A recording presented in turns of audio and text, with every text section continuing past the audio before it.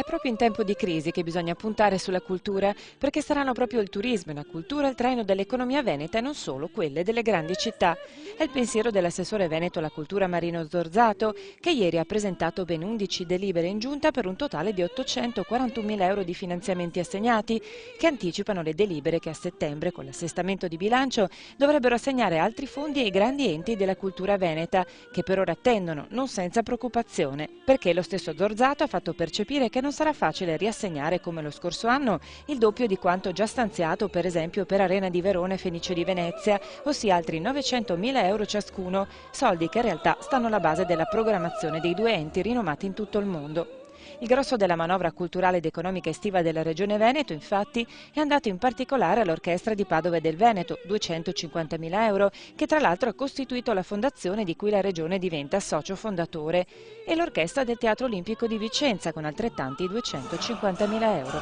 50.000 euro sono invece andati al Polo Verona Accademia per l'Opera Italiana, che forma giovani artisti specializzati nel teatro dell'opera e nella produzione di spettacoli. A vedere decurtati i finanziamenti, anche se solo del 5% rispetto allo scorso anno, anche al Teatro Stabile del Veneto.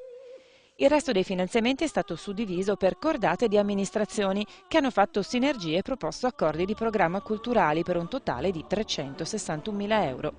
E così, per esempio, 21.000 euro andranno nel veneziano per un progetto denominato A Utopie, per 1.500 euro destinati a ogni singolo comune. 15.000 euro a Musile del Piave per una rassegna estiva e un concorso musicale, 25.000 euro per il Settecento a Verona, la nobiltà della pittura, 55.000 euro nel Trevigiano divisi tra Porto Buffolè, Castelfranco Veneto per l'Oro del Giorgione, Susegana e Vittorio Veneto per l'omonimo Film Festival. Al territorio iberico andranno 35.000 euro divisi tra Schio e Marostica per un progetto teatrale di jazz.